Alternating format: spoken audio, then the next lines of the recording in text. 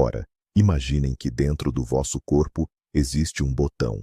Ao pressioná-lo, inicia-se um processo de limpeza profunda, uma verdadeira faxina geral. As vossas células começam a devorar o lixo antigo, as proteínas danificadas, e a livrar-se de tudo o que as impede de trabalhar corretamente. Parece ficção científica? E se eu vos disser que esse botão é, na verdade, a fome? Hoje em dia, a internet está cheia de histórias sobre rejuvenescimento milagroso através do jejum. Mas, a par delas, encontramos relatos de erros fatais, especialmente quando falamos de pessoas com mais de 60 anos. Onde está a verdade, afinal?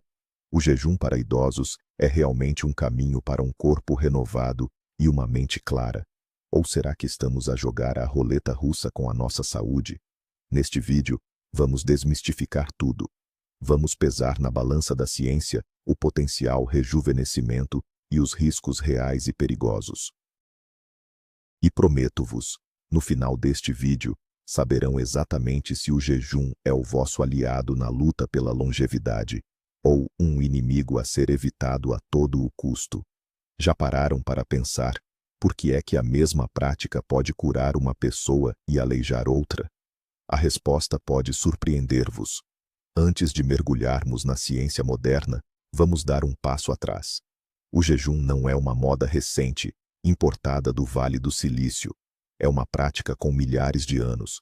Praticamente todas as religiões mundiais, do cristianismo ao islão, passando pelo budismo e judaísmo, incluem períodos de jejum. Os antigos gregos, incluindo Hipócrates, o pai da medicina, acreditavam que a abstenção de comida limpava o corpo e a mente. Era uma ferramenta de purificação, tanto espiritual como física. Mas o que era uma prática intuitiva para os nossos antepassados, no século XXI, recebeu uma poderosa justificação científica. O ponto de viragem foi a descoberta do cientista japonês Yoshinori Ohsumi. Em 2016, ele recebeu o Prêmio Nobel por desvendar os mecanismos da autofagia. Esta palavra, que se traduz literalmente como autoconsumo ou comer-se a si próprio, tornou-se a chave para entendermos o que acontece no nosso corpo quando paramos de comer. Ohsumi demonstrou que a fome é um sinal para as células começarem a reciclar o seu próprio lixo interno. Esta descoberta transformou uma prática antiga num dos temas mais importantes da biomedicina moderna. Mas há um paradoxo. Os nossos antepassados eram fisicamente mais ativos e comiam alimentos muito diferentes. E o idoso moderno vive em condições completamente distintas. Portanto, copiar cegamente práticas antigas ou seguir os conselhos de jovens biohackers pode levar a um desastre. Vamos analisar exatamente como este mecanismo funciona e onde está a linha tênue entre o benefício e o perigo. Bem, vamos começar pelo mais importante, aquela magia que chamamos de autofagia. O que é isto em termos simples, afinal? Imagine que a sua célula é uma pequena cidade cheia de vida. Tem as suas centrais elétricas, as mitocôndrias, tem as fábricas de proteínas, os ribossomas, e, claro, tem um sistema de transporte complexo. Com o tempo, o lixo começa a acumular-se nesta cidade. Peças velhas e estragadas, resíduos de produção, estruturas danificadas. Se não fizermos a limpeza, a cidade mergulha no caos. O seu funcionamento fica comprometido e, no final, entra em decadência. A autofagia é exatamente esse serviço municipal de limpeza e recolha de lixo. Quando a célula passa por um período de estresse, como por exemplo durante o jejum, ela ativa mecanismos especiais. Formam-se uns pequenos sacos de membrana, chamados autofagossomas.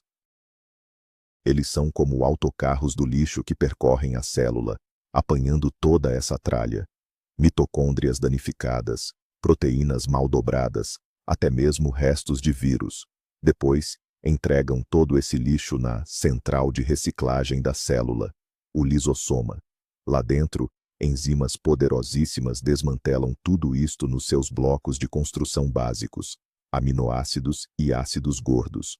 E o mais espantoso é que a célula não os deita fora. Ela usa-os novamente para construir novas estruturas saudáveis e para gerar energia. É um processo de reciclagem e renovação incrivelmente eficaz. É por isso mesmo que associamos a autofagia ao rejuvenescimento. Ela limpa-nos literalmente por dentro, ao nível celular. Mas quanto mais velhos ficamos, mais lento e menos eficiente se torna este serviço de limpeza interno. O lixo acumula-se, e é isso que está na origem de muitas doenças associadas à idade. O jejum, por sua vez, é o mais potente estimulador natural deste processo conhecido pela ciência. É como se dessemos um impulso forte à nossa empresa de limpeza interna para que ela comece a trabalhar a todo o gás. Mas afinal, por que é que esta tal autofagia, esta limpeza celular, se torna crucial, mesmo vital, quando chegamos a uma certa idade? Infelizmente, com o passar dos anos, o nosso corpo perde eficácia. Os processos de renovação abrandam, enquanto a quantidade de avarias ao nível das células aumenta. Imagine um carro que já conta com centenas de milhares de quilômetros. Peças gastas acumulam-se, o óleo pinga num sítio, os eletrônicos falham noutro. É mais ou menos isto que acontece dentro das nossas células. Nelas acumulam-se as chamadas células senescentes, as células envelhecidas. Falamos das células zombie. Elas deixam de se dividir e de desempenhar as suas funções, mas também não morrem. Ficam paradas nos tecidos, libertando um cocktail de substâncias inflamatórias tóxicas que envenenam as células sadias circundantes e aceleram o envelhecimento de todo o corpo. Além disso, proteínas danificadas começam a acumular-se, podendo aglomerar-se em agregados tóxicos. O exemplo mais famoso é o das placas amiloides no cérebro, associadas à doença de Alzheimer.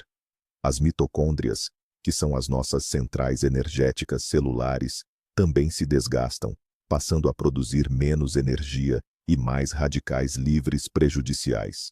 Todo este lixo celular é uma das causas fundamentais do envelhecimento e do desenvolvimento das doenças associadas à idade. Desde problemas cardiovasculares e diabetes, até neurodegeneração e cancro. E é aqui que a autofagia entra em ação. Num organismo jovem, ela está ativa o suficiente para manter tudo limpo. Mas à medida que envelhecemos, a sua atividade diminui drasticamente. Contudo, o jejum, como já percebemos, força este mecanismo a ligar-se em potência máxima. Ele obriga o corpo a livrar-se dessas células zombie, a desfazer os aglomerados de proteínas tóxicas e a reciclar as mitocôndrias defeituosas.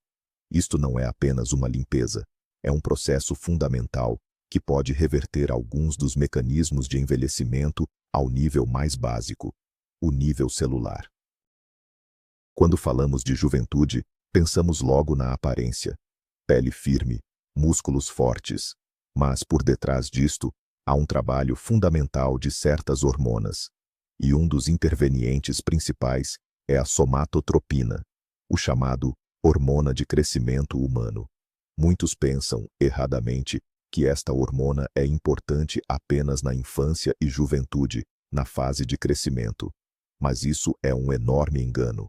Na idade adulta, e principalmente na terceira idade, a hormona de crescimento tem funções cruciais de manutenção e reparação dos nossos tecidos. É responsável por preservar a massa muscular, manter a densidade óssea, participar na queima de gordura e influencia o nosso bem-estar geral e energia.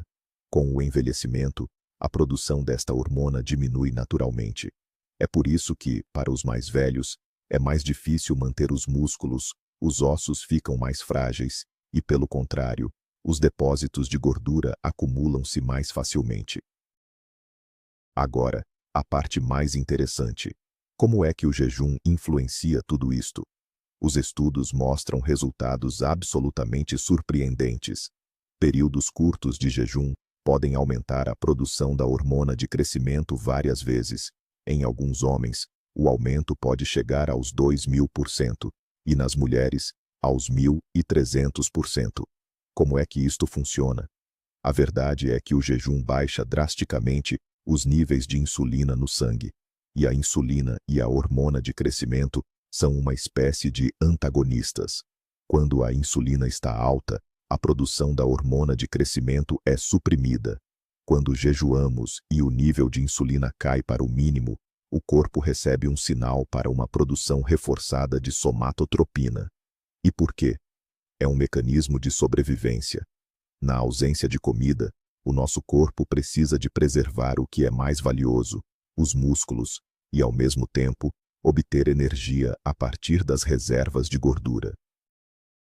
A hormona de crescimento é precisamente o que nos ajuda a fazê-lo.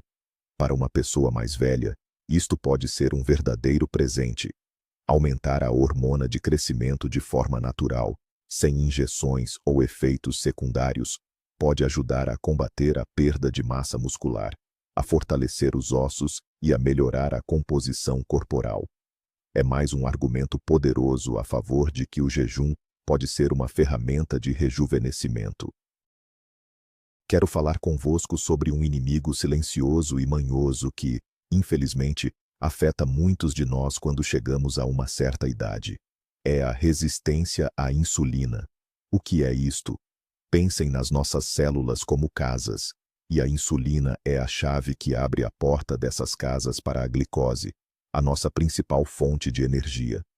Quando comemos, especialmente doces ou hidratos de carbono, o açúcar, ou glicose, no sangue aumenta. O pâncreas produz insulina, que corre para abrir as portas das células e deixar a glicose entrar.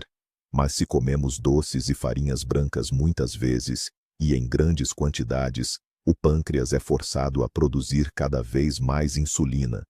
As células, de tanto ouvir a porta a bater, com o tempo deixam de responder.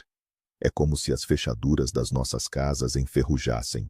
Isto é a resistência à insulina. As células ficam surdas ao sinal da insulina.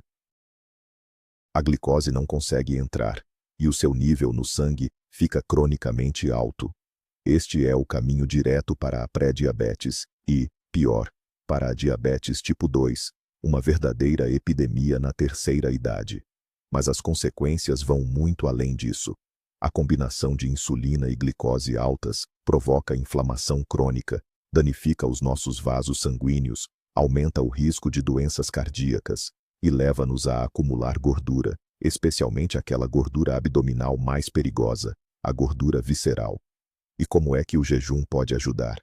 O jejum funciona como um reset, uma reinicialização de todo o sistema. Quando paramos de comer, o nível de glicose no sangue desce. O pâncreas finalmente descansa, não precisa de produzir tanta insulina. Os níveis de insulina diminuem drasticamente e chegam aos valores base. Isto dá às células uma folga. Elas começam a ouvir novamente o toque suave da insulina, e a sua sensibilidade recupera. É como se estivéssemos a lubrificar aquelas fechaduras enferrujadas. Mesmo períodos curtos de jejum intermitente, por exemplo, de 16 horas, conseguem melhorar muito a sensibilidade à insulina. Para quem já tem uma certa idade, esta é das formas mais poderosas de prevenir e até de reverter os problemas metabólicos que estão na origem de muitas doenças que nos afetam. Ouvimos frequentemente a palavra inflamação e associamo-la automaticamente a algo negativo. Mas, na verdade, a inflamação aguda é um processo vital e essencial. Pense no seguinte: quando corta o dedo, a área à volta fica vermelha e incha. Isso é o seu sistema imunitário a correr para combater os germes e iniciar o processo de cicatrização. O problema real surge quando a inflamação se torna crônica e de baixo grau. Imagine que tem um pequeno fogo a arder constantemente dentro do seu corpo. Não é forte o suficiente para causar sintomas óbvios, mas está lenta e constantemente a danificar os seus tecidos e órgãos. Este fogo brando é o que chamamos de inflamação crônica. Atualmente, os cientistas consideram-na um dos principais impulsionadores do envelhecimento e a raiz da maioria das doenças crônicas: aterosclerose, doenças cardíacas, artrite, diabetes, distúrbios neurodegenerativos e cancro. E o que é que alimenta este fogo? Uma alimentação desequilibrada, rica em açúcar e alimentos processados, a falta de sono, o estresse e o excesso de peso, especialmente a gordura que se acumula na zona abdominal. Com a idade, a capacidade do nosso corpo de controlar as reações inflamatórias diminui. É a este processo que chamamos inflamaging, a junção de inflamação e envelhecimento, e que está a ganhar cada vez mais força. Mas afinal, como é que o jejum pode ajudar a apagar este incêndio interno?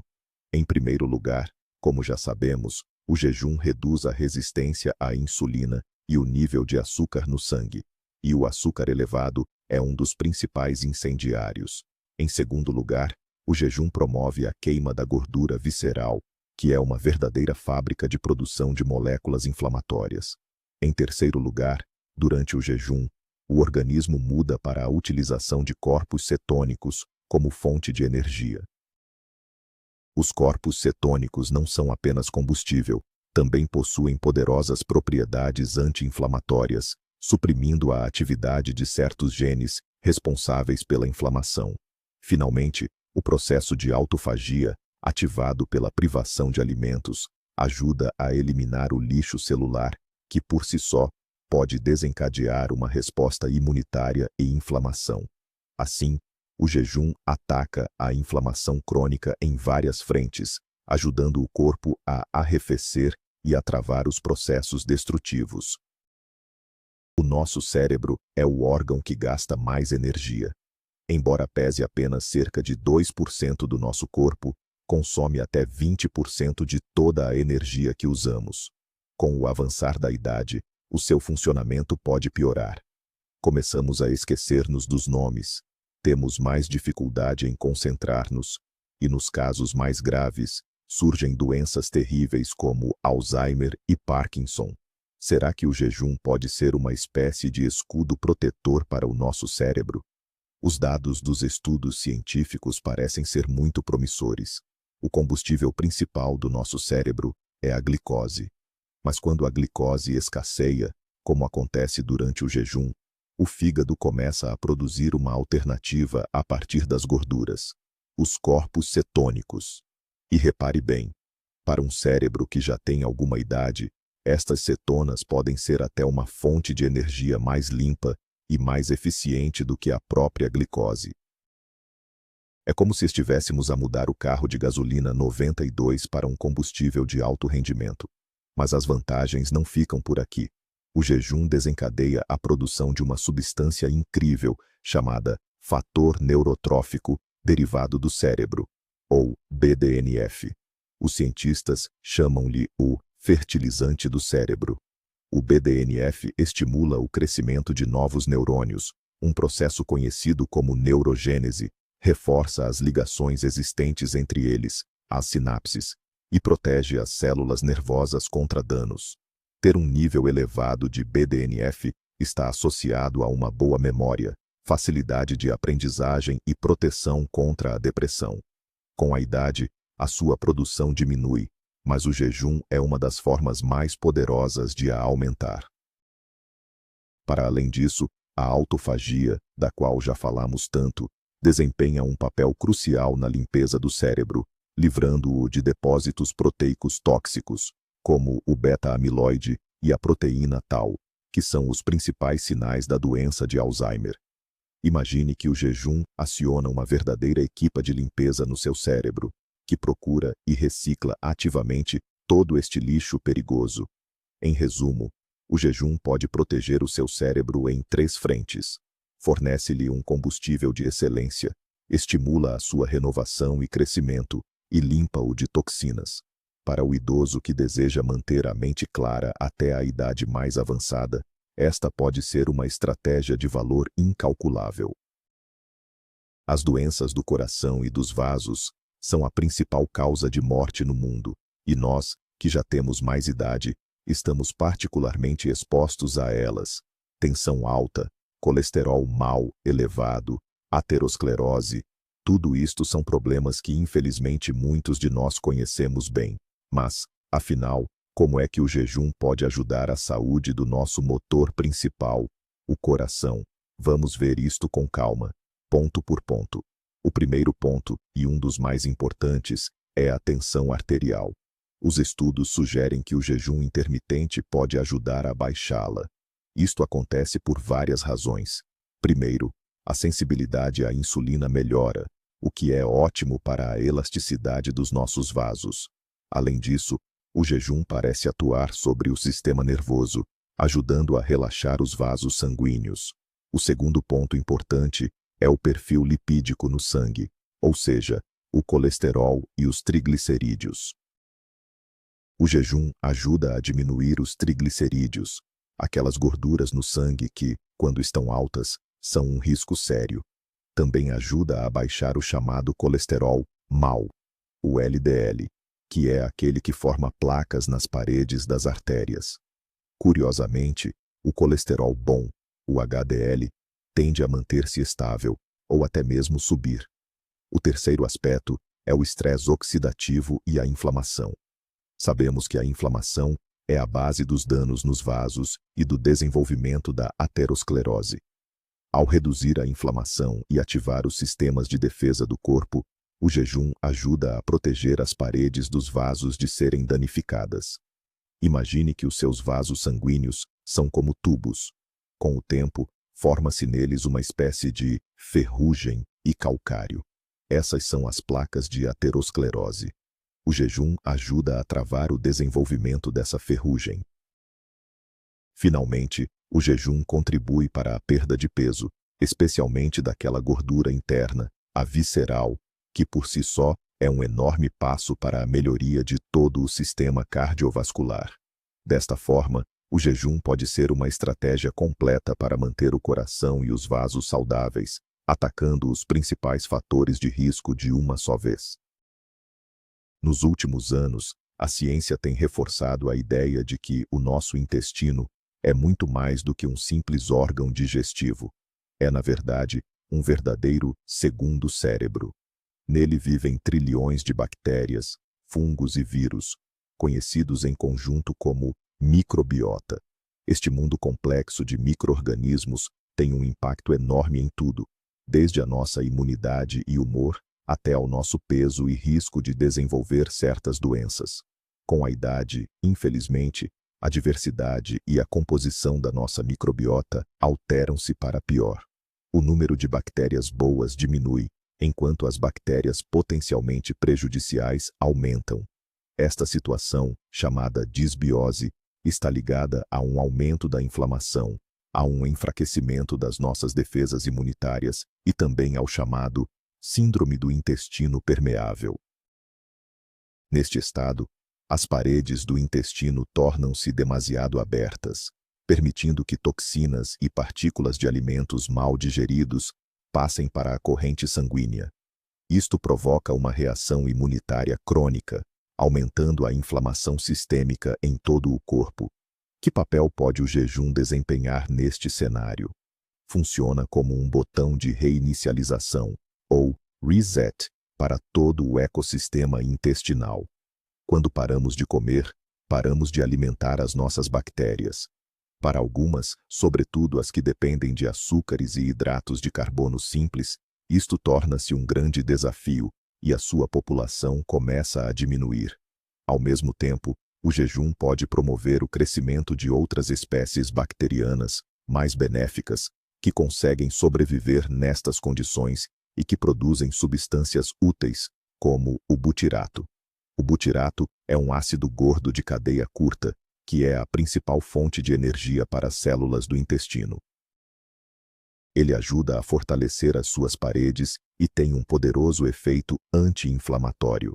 Imagine que o seu intestino é um jardim. Com o tempo, as ervas daninhas, as bactérias menos boas, crescem e sufocam as plantas úteis. O jejum é como uma sacha, que dá às culturas benéficas a oportunidade de voltarem a florescer.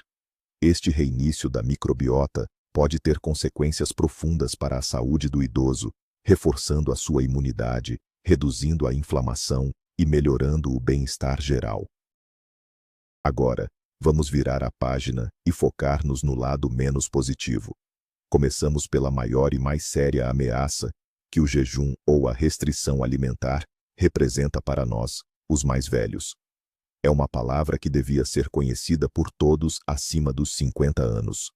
Sarcopenia, traduzido do grego, significa pobreza da carne ou escassez da carne. É aquela perda de massa, força e função muscular que surge com a idade. Isto não é apenas uma questão de aparência. É uma condição intimamente ligada à fragilidade, ao aumento do risco de quedas e fraturas, à perda da nossa independência e, infelizmente, a uma maior taxa de mortalidade.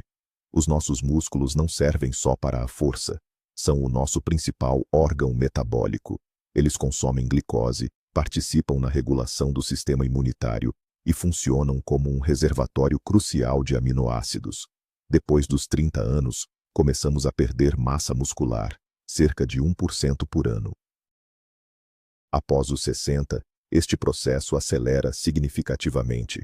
Se não fizermos nada, podemos chegar aos 80 anos, tendo perdido até metade da nossa musculatura. E agora, imaginem adicionar o jejum a este cenário já desfavorável. Qualquer restrição calórica, sobretudo se for feita sem uma ingestão adequada de proteína e sem exercícios de força, leva inevitavelmente à perda não só de gordura, mas também de massa muscular. Para um jovem com excesso de massa muscular, isto pode não ser tão grave. Mas para uma pessoa idosa, onde cada grama de músculo conta, isto pode ser uma verdadeira catástrofe. Perder mesmo uma pequena porção desse tecido muscular pode ser a gota d'água que nos faz passar de um estado de relativa robustez para um estado de fragilidade. Torna-se mais difícil levantarmos-nos da cadeira, carregar os sacos das compras ou subir escadas. O risco de cair e sofrer uma fratura do colo do fêmur, que infelizmente é fatal para muitos idosos, aumenta exponencialmente. Por isso, antes de sequer considerar o jejum, qualquer sênior deve fazer a si próprio esta pergunta: o que é que estou a fazer para proteger os meus músculos? Porque o jejum, que na verdade acelera a sarcopenia, não é sinônimo de rejuvenescimento. É, isso sim, um caminho direto para a dependência e a incapacidade. Bem, identificamos a principal ameaça, a sarcopenia. Isto significa que o jejum está totalmente proibido para a terceira idade? Não, não é bem assim. Mas exige uma abordagem completamente diferente, muito mais inteligente e cautelosa do que a que é usada pelos jovens. A grande questão é esta: como é que podemos ter todos os benefícios da autofagia e da melhoria da sensibilidade à insulina, sem pagar o preço dos nossos próprios músculos? Existem algumas regras fundamentais. Regra número 1. A proteína é a sua melhor amiga. Durante os seus períodos de alimentação, tem de consumir uma quantidade suficiente, ou melhor, uma quantidade superior de proteína de alta qualidade. Para os mais velhos, a dose recomendada de proteína é mais alta do que para os jovens, cerca de 1,2 a 1,5 gramas por quilo do seu peso corporal ideal. É crucial que distribua esta proteína ao longo da sua janela de alimentação. É importante que cada refeição contenha uma dose de proteína suficiente para estimular a síntese muscular, algo entre 25 a 30 gramas. As fontes devem ser completas: carne, aves, peixe, ovos e queijo fresco ou queijo quark. Regra número 2. O treino de força não é um luxo, é uma necessidade vital. Nada preserva os músculos de forma tão eficaz quanto o trabalho com pesos ou resistência. Pode ser feito com halteres, bandas elásticas, ou até mesmo usando apenas o seu peso corporal.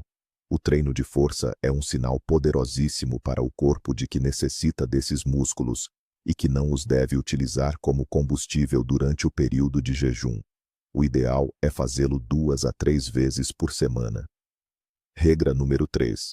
Opte pelas formas mais leves de jejum. Nada de jejuns de água que durem vários dias. A escolha mais sensata para quem está a começar na terceira idade é o jejum intermitente, seguindo o esquema 16-8. Ou seja, 16 horas em jejum, e a alimentação concentra-se numa janela de 8 horas. No entanto, é fundamental que todas as suas refeições, com a quantidade adequada de proteína, caibam nesta janela. Jejum sem proteína suficiente e sem treino de força, para um idoso, é uma forma garantida de acelerar o envelhecimento em vez de o travar. É um facto comprovado. A segunda grande ameaça para quem está a fazer jejum, especialmente se já tiver uma certa idade, é a desidratação e o desequilíbrio eletrolítico. Com a idade, a sensação de sede diminui. Muitas vezes, os idosos simplesmente não bebem água suficiente, sem sequer darem por isso. Além disso, a função dos rins, que são cruciais para regular o equilíbrio da água e dos sais no nosso corpo, também tende a abrandar. Mas o que acontece quando estamos em jejum? Primeiro, perdemos uma fonte importante de líquidos. Lembrem-se que obtemos muita água através dos alimentos que comemos, em especial frutas e vegetais. Se pararmos de comer, essa fonte desaparece. Segundo, quando iniciamos o jejum, o corpo começa por consumir as reservas de glicogênio, que é a glicose armazenada no fígado e nos músculos. O truque é que cada grama de glicogênio agarra 3 a 4 gramas de água. Quando gastamos o glicogênio, essa água toda que estava presa é libertada e expelida. É por isso que nos primeiros dias de jejum, o peso cai tão depressa. É sobretudo água, não gordura. E juntamente com essa água, perdemos minerais cruciais, chamados eletrólitos: sódio, potássio, magnésio e cálcio. Estes eletrólitos não são meros sais. São eles que comandam a transmissão de impulsos nervosos, a contração dos músculos, incluindo o coração, e a manutenção da tensão arterial estável. Para alguém mais velho, que já possa ter problemas cardíacos ou de tensão, esta perda súbita de líquidos e eletrólitos pode ser extremamente perigosa. Os sinais de desidratação e desequilíbrio eletrolítico incluem dores de cabeça, tonturas, cãibras musculares, fraqueza, confusão mental e palpitações. Em casos mais graves, pode levar a arritmias, quedas e, infelizmente, até a consequências fatais. Por tudo isto, beber água durante o jejum não é apenas uma recomendação, é uma regra rigorosa. No entanto, só água poderá não ser suficiente. É fundamental garantir também a reposição de eletrólitos. Se decidiu praticar o jejum, a água e as bebidas certas devem ser as suas companheiras constantes. Manter um bom regime de hidratação é o seu salva-vidas, protegendo-o da desidratação e das suas consequências perigosas. Mas, quanto é que se deve beber? Não há um número mágico, pois isso depende do seu peso, da sua atividade e até do clima. No entanto, deve orientar-se pela cor da sua urina. O ideal é que seja de um tom amarelo muito claro, quase palha. Se estiver escura, está a beber pouco. Mas o que é que deve beber exatamente? A base, claro, é sempre a água pura. Pode ser água normal ou água mineral, que ajuda a repor parte dos eletrólitos essenciais. Uma excelente adição são as infusões de ervas sem açúcar, como o chá de camomila, menta ou tília.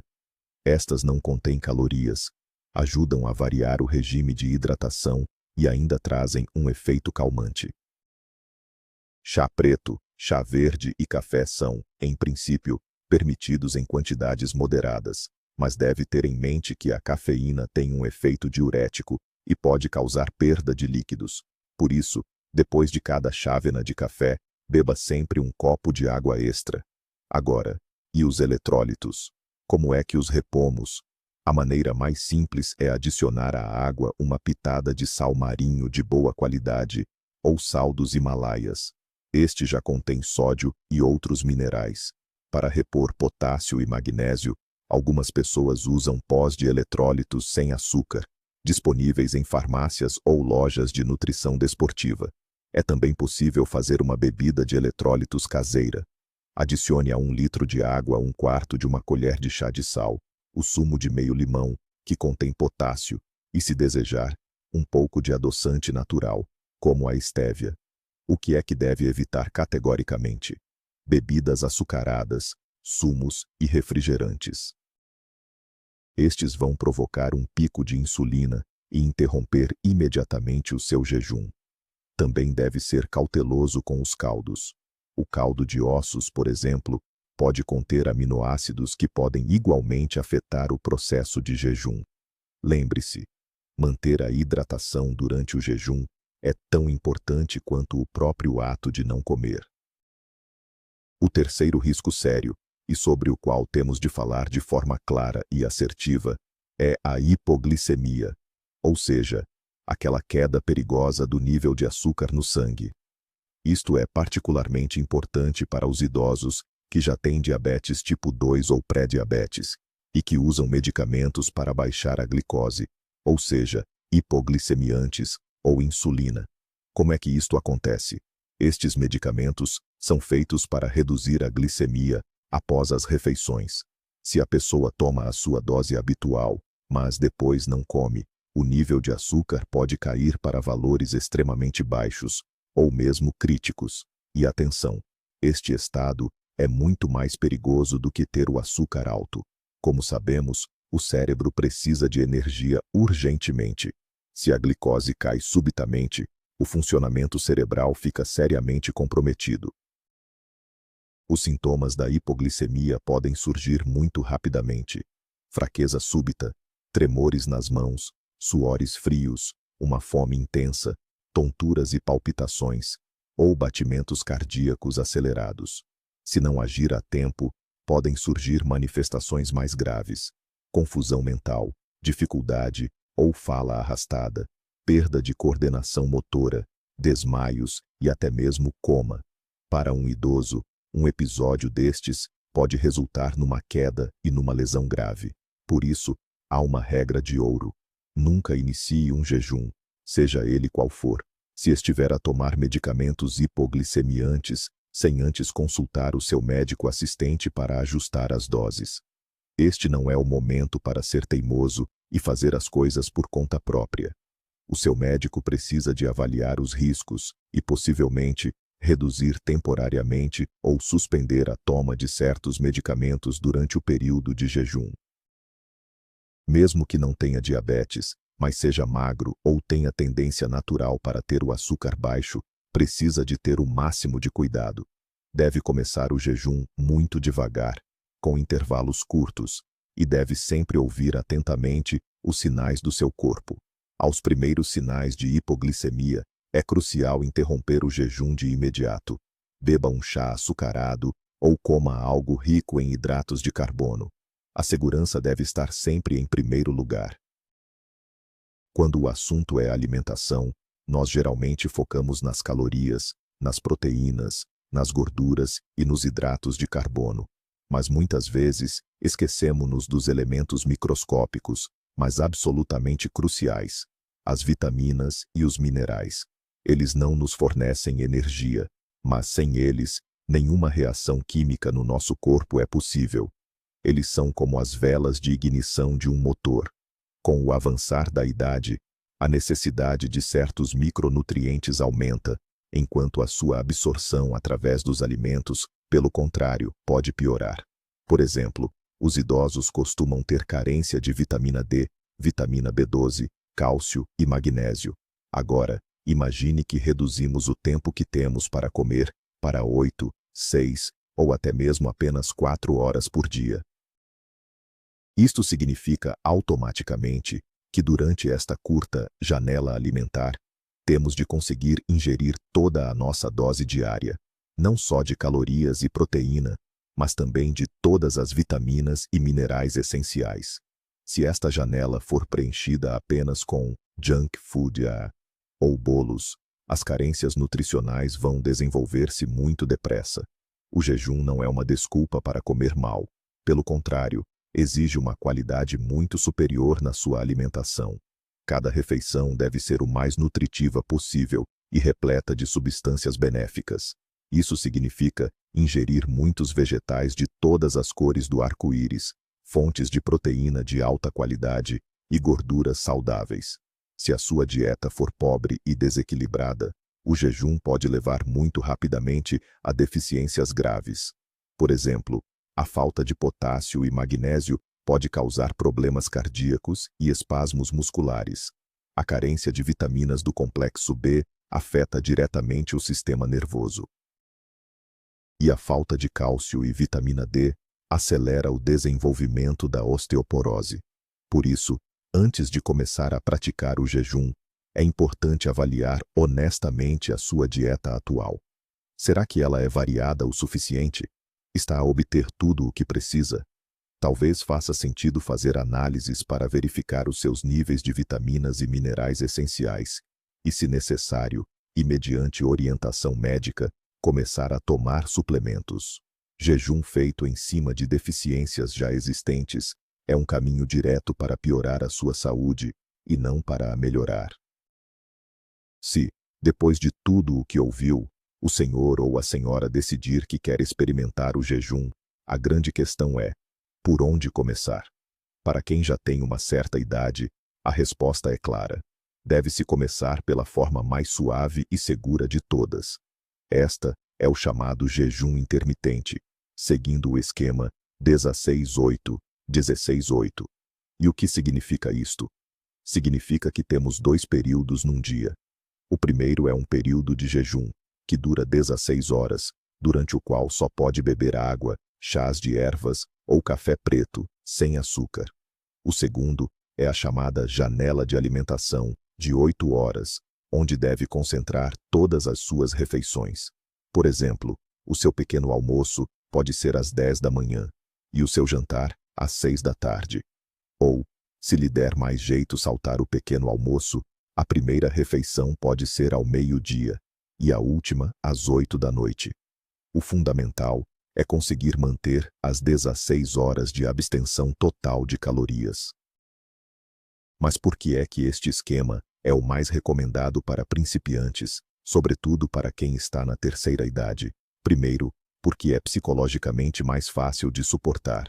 Durante grande parte do jejum, estará simplesmente a dormir. Segundo, 16 horas é tempo suficiente para baixar os níveis de insulina e ativar os primeiros processos de autofagia. Ao mesmo tempo, o risco de efeitos secundários graves, como hipoglicemia ou desequilíbrios eletrolíticos acentuados, é mínimo se compararmos com jejuns mais longos.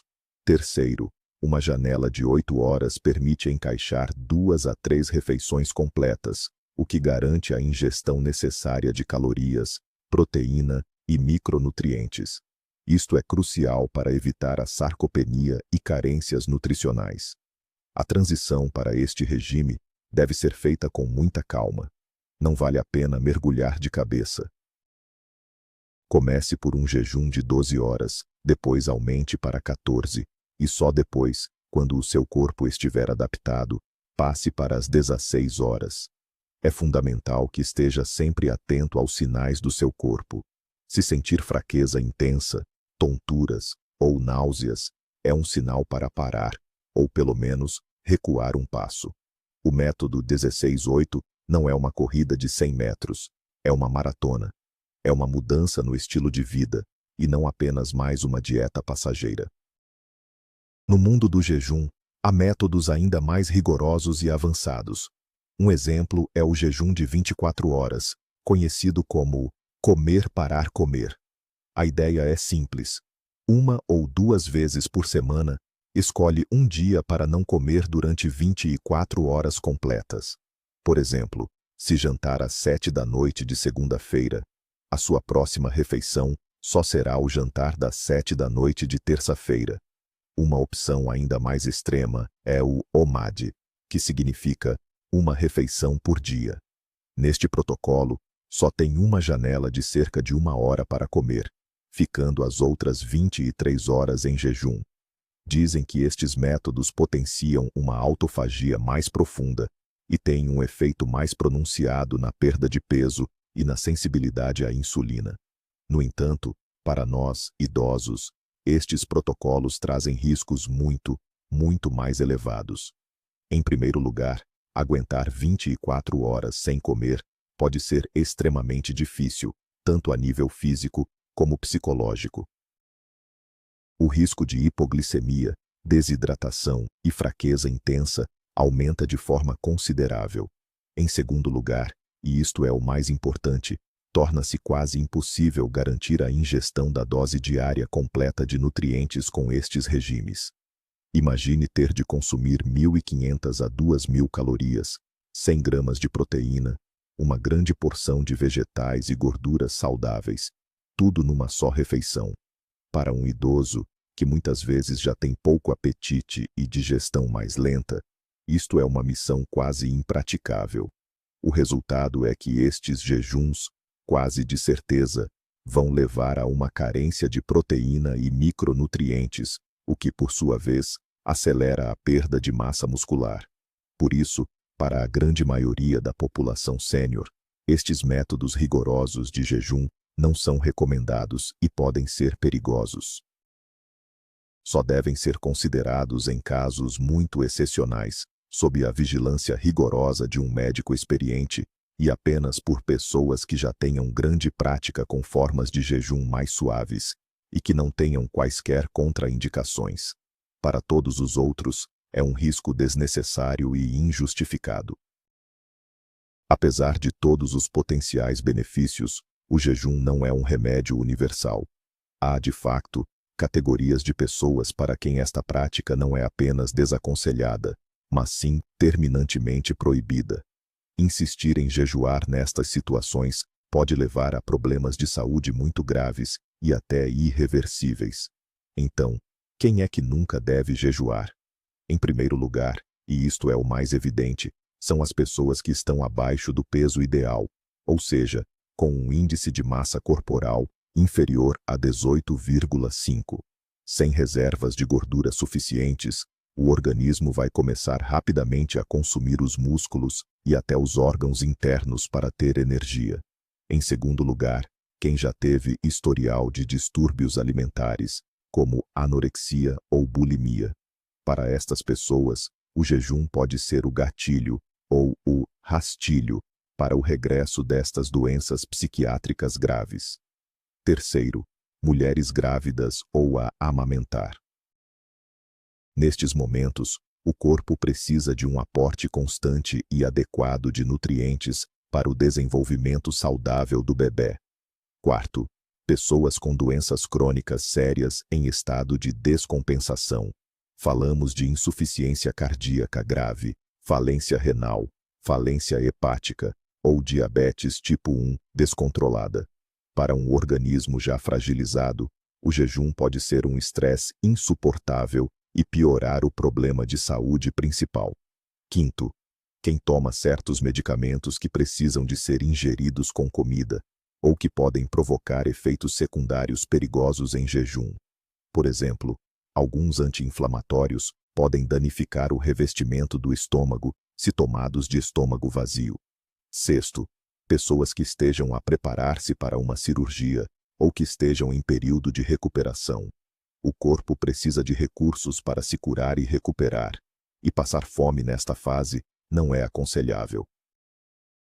Também devem ter imensa cautela aqueles que sofrem de gota, pois o jejum pode aumentar os níveis de ácido úrico e aqueles que têm pedras na vesícula biliar. Portanto, se identificar com alguma destas condições, a ideia de fazer jejum deve ficar de lado até que consulte o seu médico. Já repeti isto várias vezes, mas quero mesmo sublinhar e dedicar um bloco crucial a este ponto. A consulta médica antes de começar o jejum, para uma pessoa da sua idade, não é um mero formalismo, não é apenas um visto numa lista de tarefas. É um passo absolutamente essencial para garantir a sua segurança.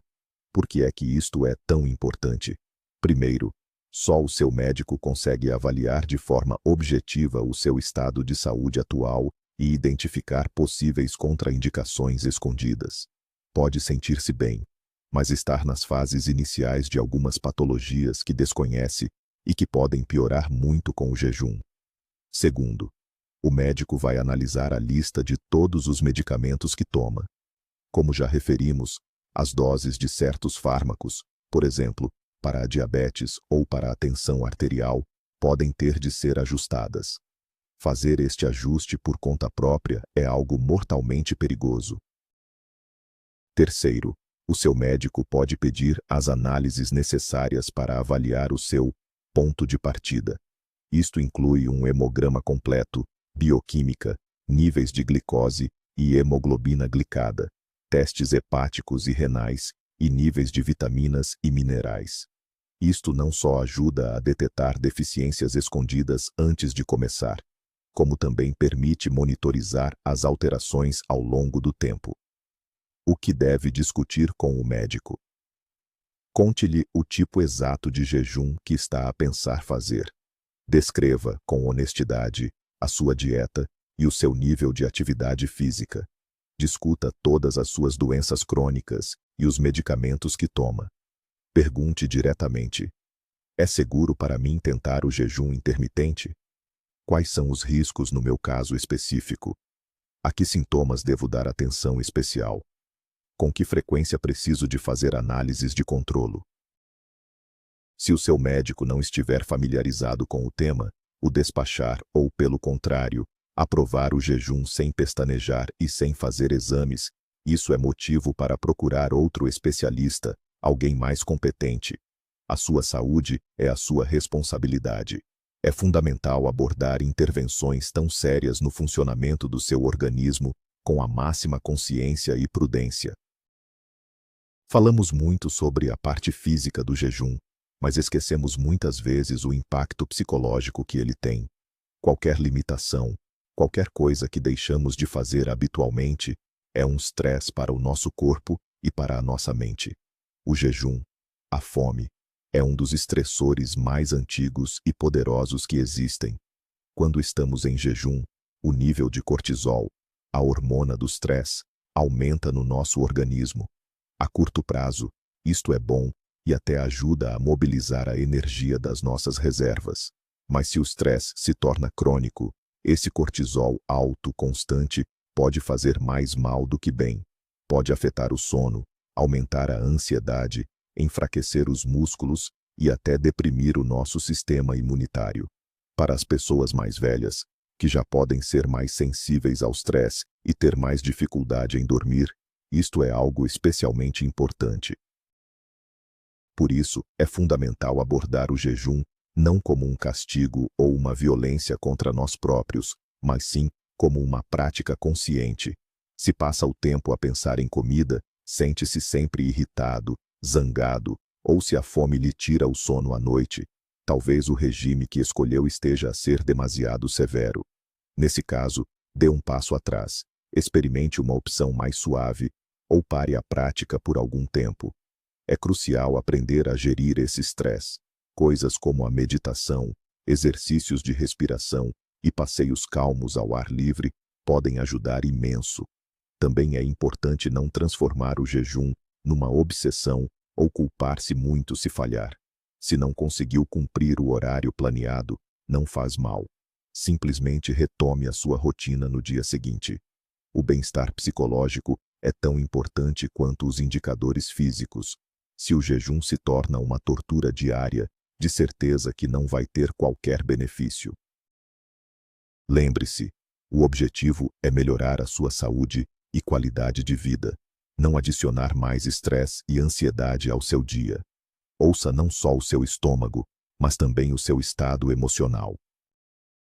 Imaginem que conseguiram completar o vosso período de jejum, quer tenha sido de 16 ou de 24 horas. Sentem-se leves e cheios de orgulho. Parece que o mais difícil já passou.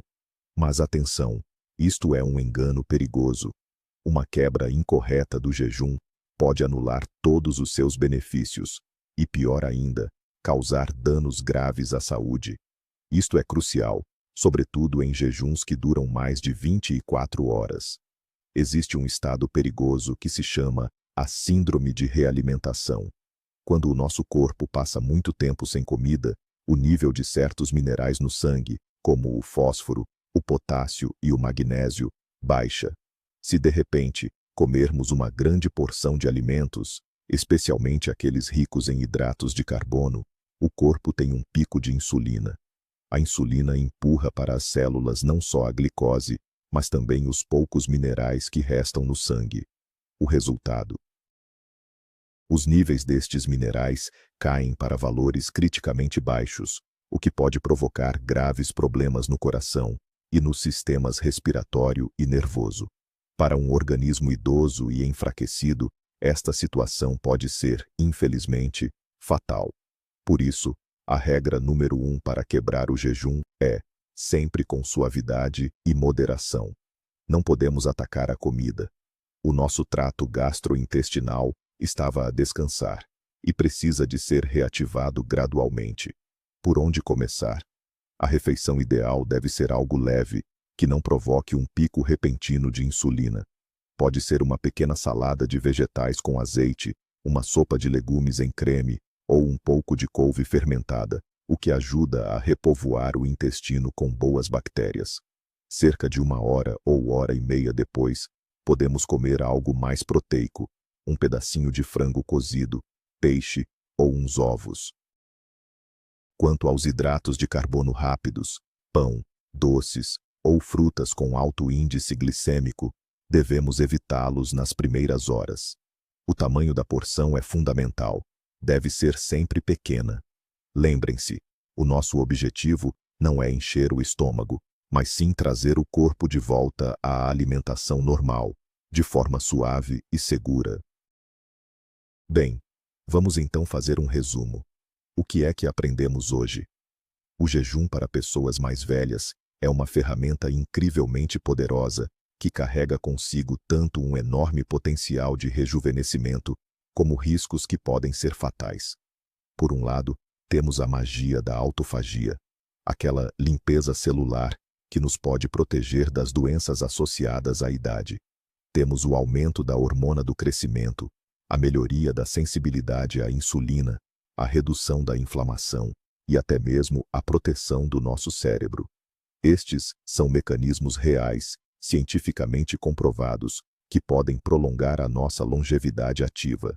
Mas, por outro lado, tal como acontece com qualquer medicamento potente, o jejum tem efeitos secundários graves que, para um idoso, podem ser fatais.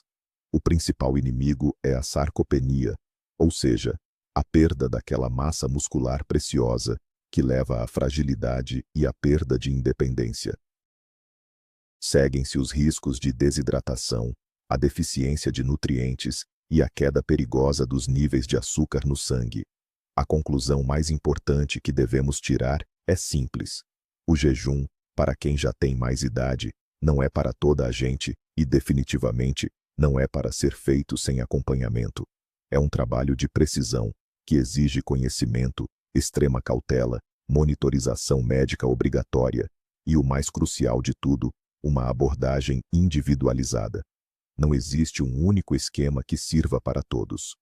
Aquilo que para um pode ser o elixir da juventude, para outro pode transformar-se numa tragédia. Por isso, trate da sua saúde como o seu bem mais precioso. Estude, analise, mas consulte sempre os profissionais.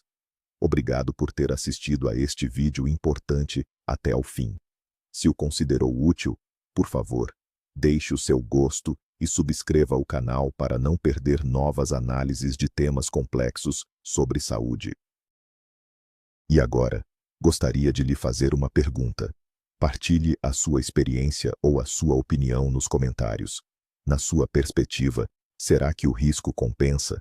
Depois de toda esta informação, está preparado para considerar a prática do jejum? Vamos iniciar uma discussão honesta e aberta.